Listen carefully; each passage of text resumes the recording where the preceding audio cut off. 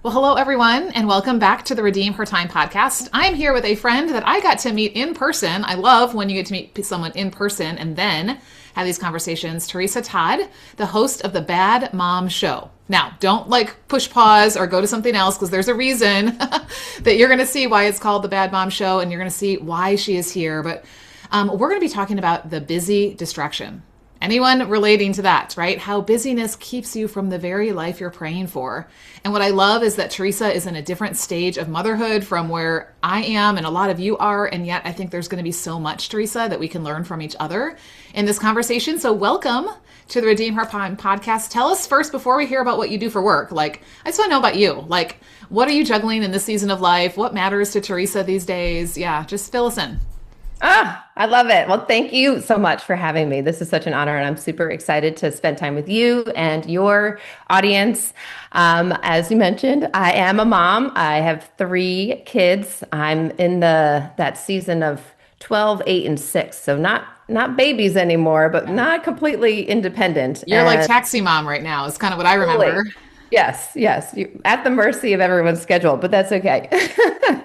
And I really do love this season. I didn't always love it, but I think that is something that God really birthed my business through that experience of motherhood. Obviously, when you're a new mom, everything feels very hard and challenging in all sorts of new ways.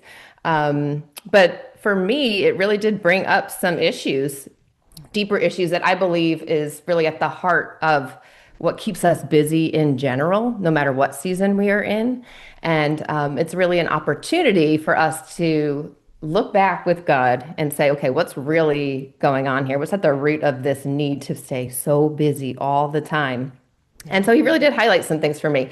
You mentioned the Bad Mom Show. So that was birthed out of my experience of truly owning my mantle of leadership as a mom. And that's what God spoke into my heart, that he had really chosen me for my family and for my children on purpose, that this wasn't something I had to prove I was good at, but truly I could partner with him and that he would show me how to be a good mom, because I truly didn't believe I knew how to be a bad mom. Now, we all have different upbringings. I had wonderful parents, but in my upbringing, there was something that made me feel like I was the bad one and that nothing I did was good enough. Or if I performed well, then I did get good attention. So I really got myself on this hamster wheel of performance and trying to prove myself in every area of my life. And I'm sure your audience knows this. When you become a mom, and even in your marriage, it really does highlight those things in you, those personal places that you keep to yourself because they feel almost too hard to admit to yourself. But it's truly this refining. Yes, it's rewarding, but it's refining. And God really did that for me as he brought these things to the surface and said, hey, we got to deal with this.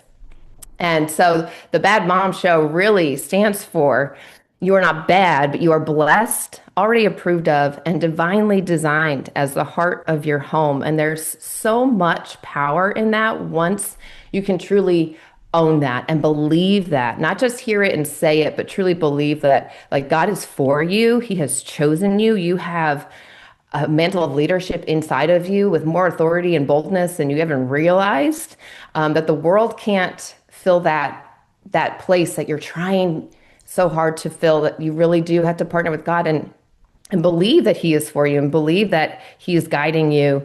And it really did change our home. It changed my dynamic with my kids and my marriage. And then it birthed the show, which is our opportunity to say, hey, let's talk about the truth about these things that we all experience, but we think it's just us. And we hustle and strive and live under this tremendous pressure that it's just never going to be enough. So I can totally relate with the not enoughness. That's part of my story, is me chasing my not enoughness. It started with my time not enough. Then my doing wasn't enough. Then I wasn't enough. And it was a slippery slope. And, you're never going to find it. What I love that you just shared with us is that all of life, whether it's marriage, motherhood, business, it's a sanctifying process, right? It is this refining as we are walking with the Lord and as we are becoming more and more like Him. So I love hearing people's stories. I would love to hear a little bit of like your story, just to kind of get into whatever you want to share about how God brought you to this place where you did discover these things for yourself, and now you're talking about it and helping others to walk in Yes. them.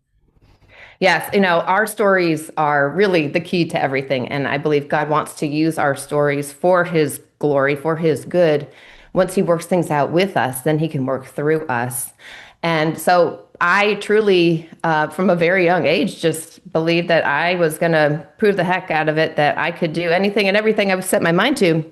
And of course, then you become a mom and realize, oh, okay, the brakes go on. Yeah. But I was in this place of really hustling for my worth, and it's very countercultural to believe that your purpose is tied to who you are. The world says go and chase it out here. It also says, when you become a mother, you lose something, that it robs you of something, robs you of your purpose. I don't know if anybody can relate to feeling that way. And it becomes a very isolating experience. And I was there, I was a very social person, but deep down in my heart, I was just crumbling. I felt like I didn't know who I was. I felt like I had no purpose. I felt like being a stay-at-home mom was not enough. So I did chase achievements and accolades, and busyness was, I branded that one on me, like rest. Badge of honor, right? Like sheriff in town. Yes, yeah, that was my badge of honor. Like, no, I don't rest. I don't slow down. To me, rest was weak, even not just physical rest. It was like, I don't have time for slowing down. And but it was never enough. And I never felt fulfilled by chasing the next level or, leadership roles in my business. And I put on the face like so many of us do, and because you hop on social media and everybody else is a boss mom, boss babe, like how are they doing it? And it just, I was spiraling. And I just remember one day seeing my nanny, we had a full-time nanny, taking my kids out on a beautiful day to the park. And here I was sitting in my office on another Zoom call, planning a business that deep in my heart, I didn't really feel connected to. I was with women who are wonderful women, faith, God-fearing women, but building memberships and groups because they were doing it. And I was like, I knew God was telling me, this is not your season. This is not where I need you right now. But it felt scarier for me to own being a full-time stay-at-home mom because, like I said, that was going to reveal some things that I needed to work on personally in my heart. Yeah. And I'll never forget the day I said, all right, I will lay this down, but I'm scared, God. I don't know how to do this. Like, I really don't feel like I know how to be a good mom. And he said, Theresa, I made you the heart of your home. But if your heart stays broken, you're going to continue leading from that broken place. And so that's when I let him start showing me, yes, I did tie my worth to my achievements and how well I could perform. And then I became this harsh, taskmaster to myself. I didn't even need anybody else to ask anything of me. It was never enough to Theresa. And so at the end of the day, I would just feel so defeated and broken. But I stayed so busy because slowing down and admitting these things was really hard for me to do, to say, I have put so much pressure on myself to be perfect and get everything right and prove that I'm a good person. And that comes to the core of your identity and where is your worth and your value lying? What is really motivating your decisions, even in your business? Because my business decisions were not based out of feeling aligned with where God was calling me. I was trying to prove I could do what everybody else was doing too. Yeah. And there was a lot of people pleasing attached to it. And I truly just had never received and fully believed in the unconditional love of God, that he knew everything about me, flaws and all, and that he wouldn't look away. And that's part of our human experience. We grow up in homes with broken people who do their best. Yeah, right. But inevitably they leave a mark on us. And unless we're willing to look at it with God and say, this still is hurting me, this is still driving how I believe about myself, about my relationships, how I perceive my abilities, even in your leadership, in your home and outside of it, it will impact everything until you take that time with him and let him tell you the truth and really heal those places together. It's not a one and done. It's always another layer, but he's so gracious and so gentle and so patient with us. And that was something I didn't receive in my physical home, you know? Sure. And so to really receive that from God felt it was overwhelming, honestly. But it did allow me then to give grace to the people that I love, you know, because I didn't even realize how much pressure I was putting on them, you know, to, Right. to be perfect or fulfill what I needed. And it's just unrealistic. And that's when we live in these cycles of busyness and unworthiness truly at the heart of it because it's never enough. Yeah. I can totally relate to so many parts of your story as I'm thinking about like that season of my life. And one of them, was that thing that it was like when I was busy, it was easy to keep at arm's distance the hard and the things Yes. that I didn't want to have to think about or I didn't want to have to address or recognize or, let go or whatever that is. And so it was just easier to just be busy and then, not really have that. And so I think, yeah, being able to like slow down and just be and not have to do. I mean, it drives me crazy if I don't have something that I need to be doing. And I'm in the season right now where the Lord is just like, just right now, just sit and be, and I think we can have so much going on around us and yet we can still be in that place of being. When Yeah. we figure out that, what's going on behind our busyness. So let's dive into this problem of busyness. Because here's the thing. So you are a younger mom, right? You've got kids that are, kind of in that grade school years. You've got a junior higher. It sounds like I taught sixth grade. So I had the 12-year-olds. Oh, Yeah. People looked at me like I had two heads, but I'm like, actually, they're really fun. You don't have to wipe noses or tie shoes. And the bell rings every 43 minutes. And so I just whisk them out of my yes. classroom and get a new batch. Like, how fun is this?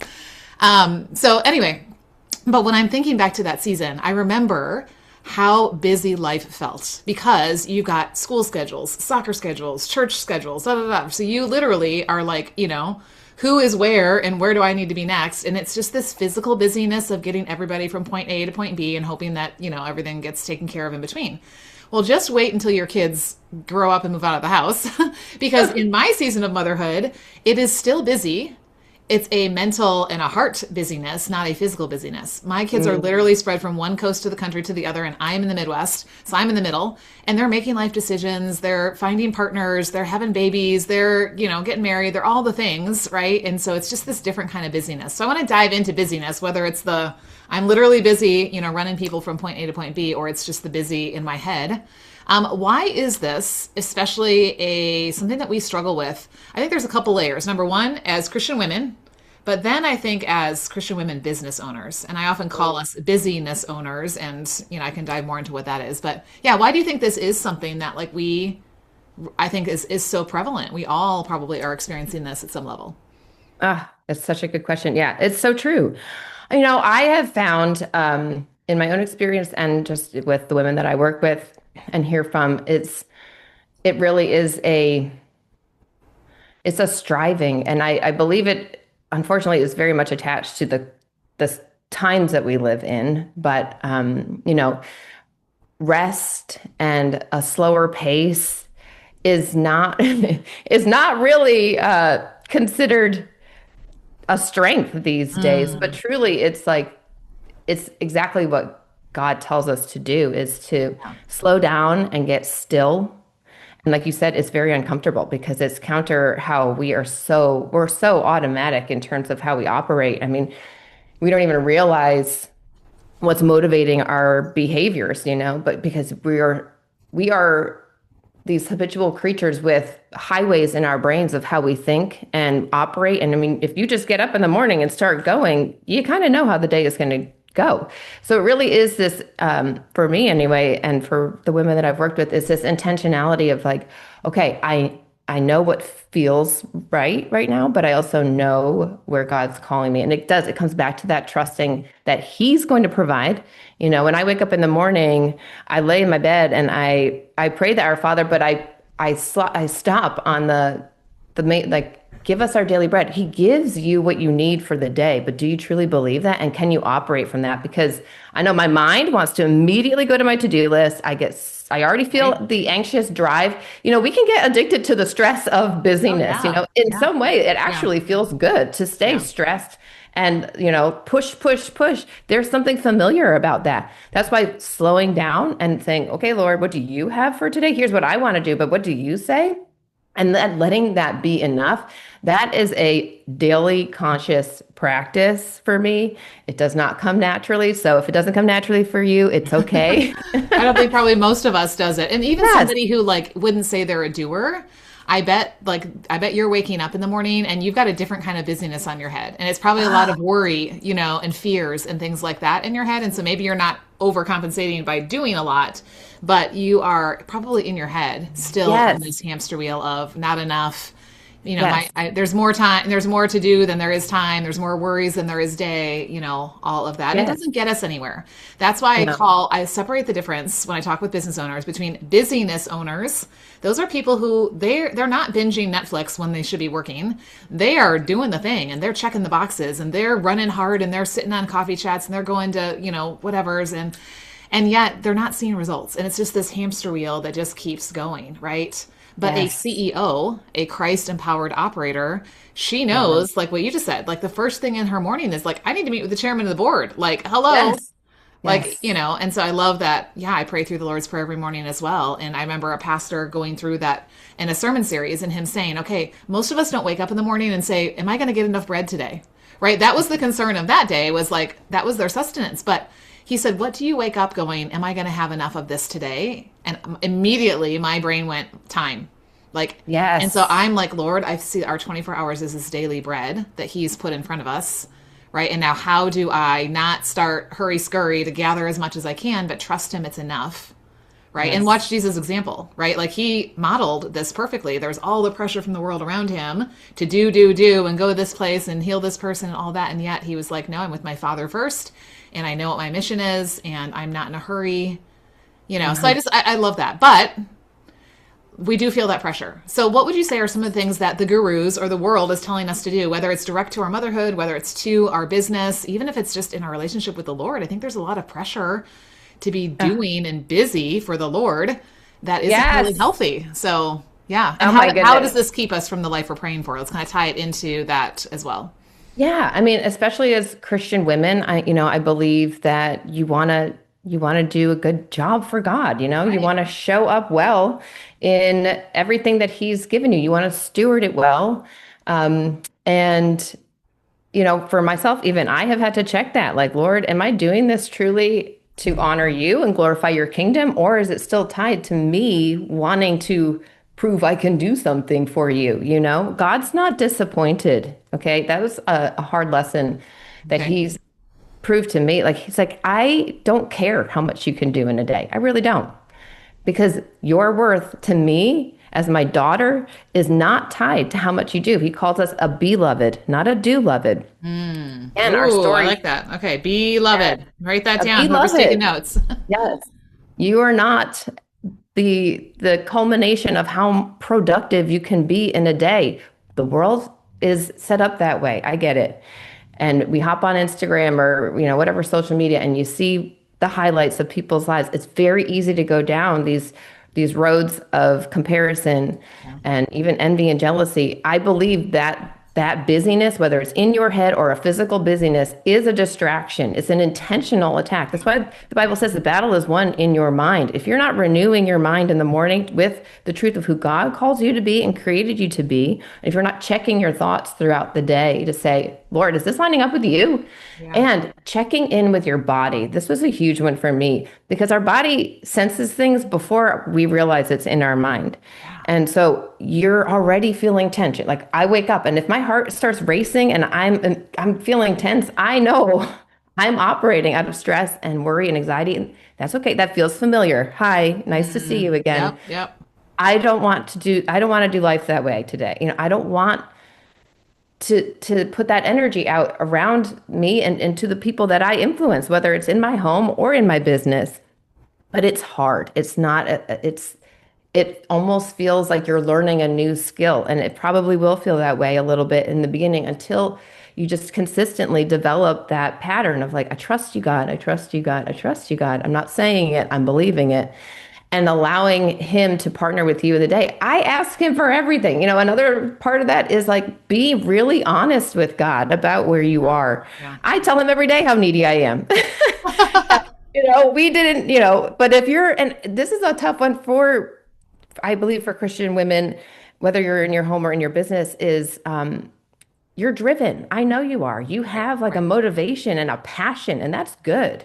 But it's a fine balance between what is the underlying motivation? Like, is it because I know I'm in line with God, I'm in my true identity, I'm taking territory, or is it the hustle to prove I can do it? Is it the performance mode because I need that value reflected back to me? And that's, again, going back into your story and saying, Lord, show me the hidden places. Show me the Mm. parts that I have shoved things in the corner I don't want to look at, but I have to release this white knuckle grip and I have to open my hands and truly be radically honest with you about where I am. What is the fear, And like if you're sensing that in your body, even just it's such an opportunity to have awareness and curiosity, not judgment. Like, okay, God, why am I so afraid of messing this up right now? Yeah. You know, because it matters to you. Okay, that's great. Why? Why does this matter to me so much? Yeah. So it really is. It's like a constant dialogue with him all day long. Right. Yeah. I used to be like, Jesus and me on the couch, and that was great. And then Lissa went on to the rest of her day. And then, Yeah. Oh yeah. I Check the check in box. if I We're really really needed good. something. But other than that, I'm good, Lord. Thank you. I Like, did my run, run, quiet run. time check. No, Yeah. like we can even make that a duty, a productivity check the box. Yes. No, he literally is like, come and sit at my feet Yeah. and just sit. Sometimes I will just sit there and play soaking music. Just let Mm. him wash love over you. How often do we do that? Like, not enough. Not And enough. but Yeah. when we let him fill us, we can pour out in a new way, a very different way. And it's more aligned with the life that you really desire, which can be so purposeful, but it can be easeful and it can have joy. I feel like I really was losing my joy, Yeah. and that's not God's intention for you. We're no fun to be around when we're barking orders at other people and ourselves all day long. And when we feel behind and we make everybody else feel behind and we feel less than, we make Behind. them feel less than. Yeah, nobody wants to be around you when you're like that. No wonder everybody's going behind shut doors or on their screens. And, here's the Yes. thing, too. When my kids were your kids' age, I didn't have this appendage that follows me around 24/7, aka my phone, for those of you who aren't watching the video. And now it's like anybody can get a hold of us at any time and we can quote unquote be in several places at the same time. Whereas back in the day, like, I had to be in the room to really be in the room. And now we can be in the room but not be in the room Yes. because of all that's going on. So what I hear from you, I love, is this awareness. And then I heard curiosity, which I think is always the next place to go. Not shaming, blaming, judging ourselves, not telling ourselves stories or letting ourselves off the hook. Well, if this person would this, or if I didn't have to, Right. like, okay, just get curious. But then there's like the intentional action that I hear you talking about in a healthy way, right? So Yeah. it's not like I'm now trying to, okay, Jesus, I got it. Okay, now I'm running off. But like, so let's talk about some practical things. Like my listeners, we want to be good stewards of our time. We want to be faithful, but we also want to be fruitful, right? Like we want to be present to the people and things that he has called us to, whether it's in bodily form or, mentally, emotionally, spiritually, and things like that. So how do we start not just having great intentions, or I should be less busy, or I should think more about this, or I should do things different? Like maybe walk us through a couple of different things that we can start doing now that are going to Yeah. help us to move in that direction. That's so good. Yeah. And even that word should, I mean, Yeah, we just right? catch how often we say that because you're setting expectations on yourself that are Yeah. Yeah. most likely unrealistic and already creating anxiety. Exactly. So God's really highlighted this for me this year because, one of the things that I really wanted to be more intentional about was purposeful action, but also like I want ease and I want to simplify. And I think a lot of us are feeling that, but we just maybe don't know how to do it, right? Again, these aren't things that come natural and the world's not telling you to slow down. It's telling you to speed up. Like you just said, do 20 things at once and call yourself the super mom, Yeah. but you're running yourself ragged and you're chasing the wind. There's just you're grasping, right? So he highlighted this word to me, resolute, Ooh. and I looked it up because I was thinking of resolutions. And how many of you have your long list of resolutions? And as we're Right. recording this, it's February. Are you feeling bad that you haven't checked everything off your list yet? Yeah, just Yeah, put the right. list down, put it Yep. down. And so I was about to make my resolutions, and he said, "You don't need resolutions. You need to be resolute." And Mm. so I said, "All right, what's this mean?" And I looked it up, and it means to be purposeful, determined, and unwavering. And I knew that was a direction. He was literally like, these are your marching orders. If you want a plan, here's your plan.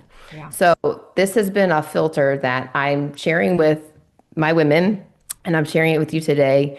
That has really helped me in my home and in my personal life and in my business. And that's for every decision that you're making. Is it purposeful? So, meaning, is this truly aligned with who I am and who God's calling me to be in this season, right? Sure.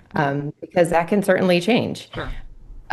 Is it purposeful, or am I doing this out of striving and stress and comparison, or whatever else is motivating you? Am I determined to do whatever it takes to fulfill whatever this goal is? If you have set some goals for yourself in your business, are they realistic, right? Or are we setting really high expectations for ourselves and others in our relationships that are just setting us up for disappointment? Because even that could feel like a win if you're Yeah. used to it, right? Right. We liked predictability. Yeah. And then to be unwavering. And that is to have an unwavering belief that if God called you to it, he will see you through it, and that he is truly for you. For a long time, I could tell you I loved Jesus and I believed in God, but to truly believe that what I had seen him do for other women, he could do for me, and not just in me, but through me. That took vulnerability. That took a lot of discomfort and trust, deep, deep trust that he would not let me fall if it was truly in his design. So could I surrender my expectations of how things would turn out? If they didn't turn out the way I hoped, would that affect how I believed about myself? Or could I say, all right, Lord, like, show me more. Where do we go next?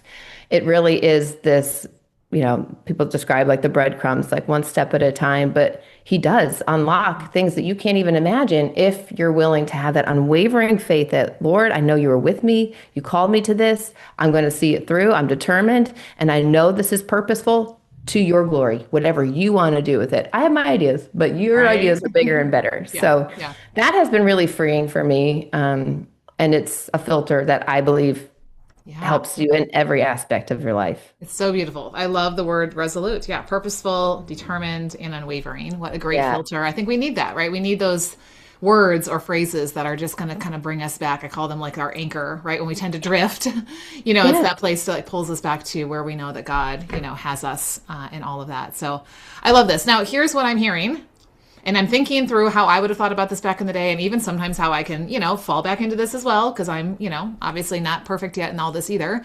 Is okay, Theresa, this sounds really great, but it sounds like it's going to take time. And I already don't have time. So, yeah, thanks so much for giving me something I need to do that I really don't have time for.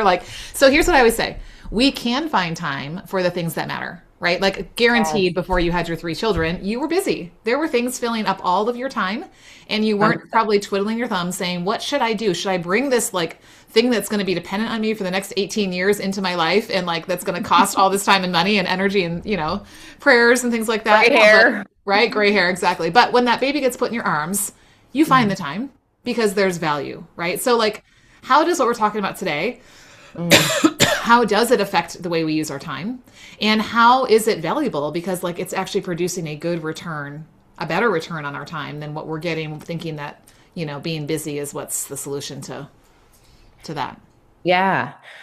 Definitely don't make this another thing to add to your to-do list. I love how you said, is it valuable enough? I heard a message by our pastor about a month ago, but it was like, you will make time for what you prioritize, what feels important to you. So you could filter it through okay, people say, I'm not motivated enough to get up earlier and spend time with God. What you're really saying is, I don't have a good enough reason. And so it's where are you putting your value? And no judgment, just it's an opportunity to get honest. So if I would not make this a big to-do, but I think the more you can consistently work this into your day, and especially if you can start your day with a little bit of quiet time to just sit, get honest with God. Where am I? Mm. What's on my heart? What are my dreams for the future? Are they in alignment with you, God? Like, let him minister to you. He can speak to you in a way nobody else can. And he wants to tell you things, right? He has the clues. He has the whole blueprint. He's got the map. He's Mhm. got every day written in his book. And another thing is to just, as often as you can, exercise gratitude when you recognize the anxiety and the pull to rush and hurry. And again, this is the awareness of your thoughts. You will start to hear yourself think and go, oh my goodness, here I go. I'm going down the path of you're not doing enough. Now I don't have time for this. And you feel the rush and the hurry, and you know where this goes. Is to just slow down. And even in those moments, say, all right, Lord, I thank you. I thank you even for this problem, right? Like, I thank you. I trust you. You're in this with me. I'm not alone. I don't have to figure this all out. And to just to operate more in that thankfulness and that trust, it, for me anyway, it created more space, I think, in my body and in my mind to relax. And that feels like more time. It feels like it expands time, even Yeah. in just that respect. And and to recognize those things that, if you have been driven by performance through your life, many women are, and people pleasing and perfectionism, let him work with you about those things and ask him to go deeper about what the root is.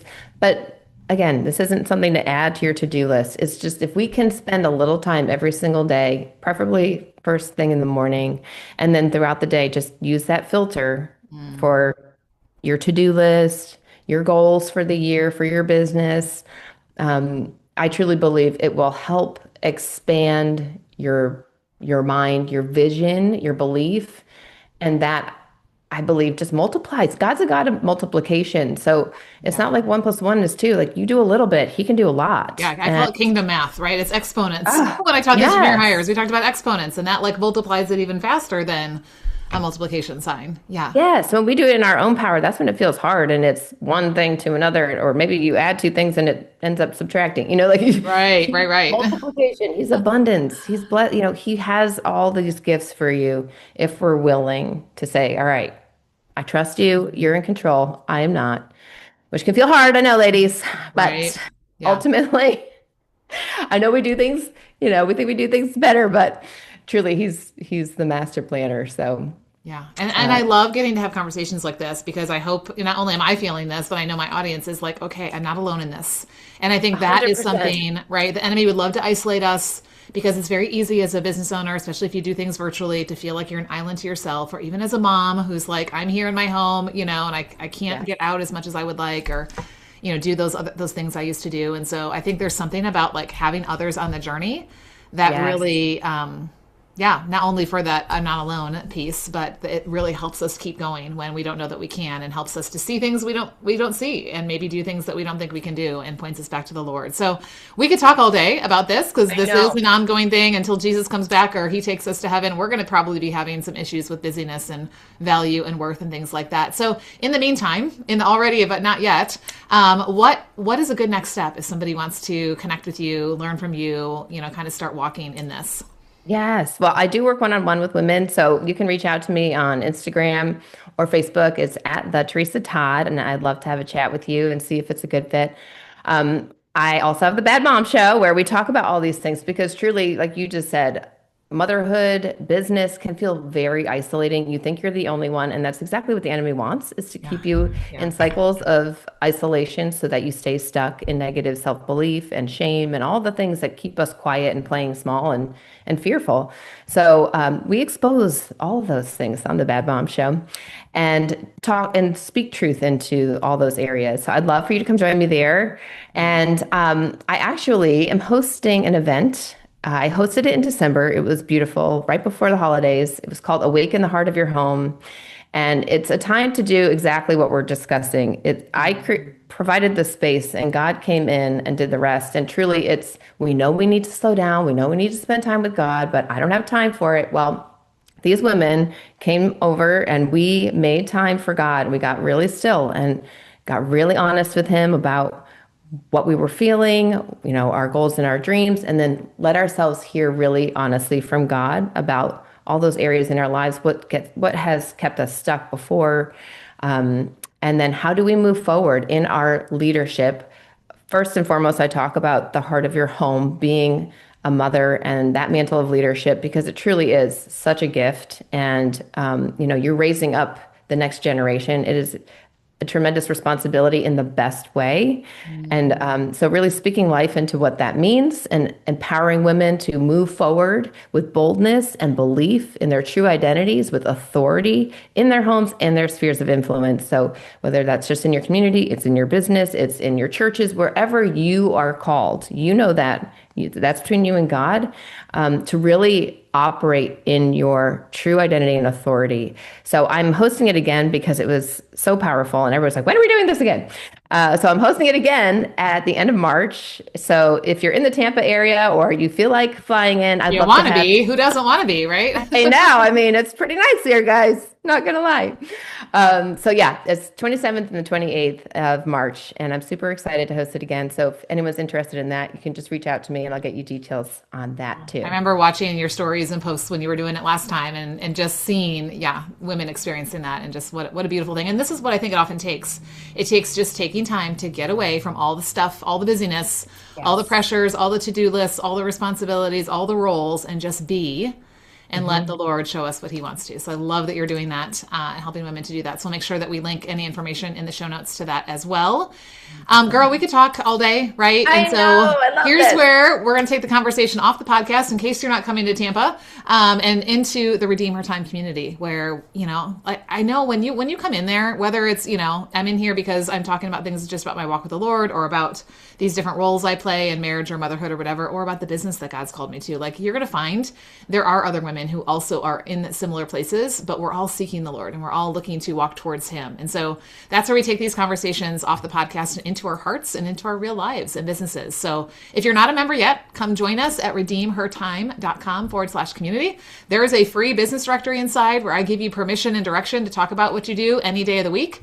Plus you get a lot of encouragement and support from other women as well. And I'm always taking us back to what the Lord has to say. So we'll be inviting Theresa in there. You guys can come in and ask questions. Theresa, it sounds nice on paper, but really, like, I'm going to challenge you. Ask her some questions. Like, bring the hard stuff, right? Let's work through that and continue the conversation so that we can actually live this out. So yes, I love it. Getting honest, and truly community is the key. We cannot do this alone. Yeah. So much AI in the world, so many things that you can just, get at the touch of a button, but community is that one thing that you can't, right? That's and so right. Thankfully we have these resources. Yeah. So thank you so much for sharing your wisdom, your journey with us. I know so many women are going to be blessed by our conversation.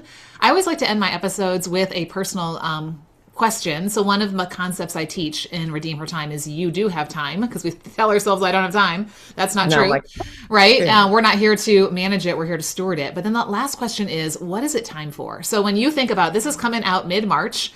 So when you're thinking about that season in your life, in your business, in your walk with the Lord, like, how would you answer that question? What is it time for you? Ooh, I love this. That time, okay, so that time is going to be right before a lot of big things. So I think it's time for me, I think it's time for bold belief. Yeah. And just letting God have his way, letting him show off. Because it's right before my event. I'm actually speaking and emceeing at another friend's event, right at that time. And it can feel a little scary taking faith steps, but truly it is the adventure he calls us on. So that's what my word's going to be. It's time for bold belief. I love it. I love it. We're going to be watching and seeing what God does and the fruit that he produces as you step into that. So thank you so much for sharing with us. Thanks for being here. Thanks to everyone who is a business bestie that needs to hear this conversation. Guaranteed you in the last 24 hours said to somebody, oh my goodness, life is so busy. I'm behind. Yeah, there's never enough. Right? Mm-hmm. So whoever that was, you're going to go back to that conversation thread and you're going to say, hey, you got to listen to this episode because we're not going to use the B word anymore to define us. Right? So I love it. I love it. All right. Well, we'll see you guys next time. This is so great. Thanks so much, Theresa. Bye-bye. Bye.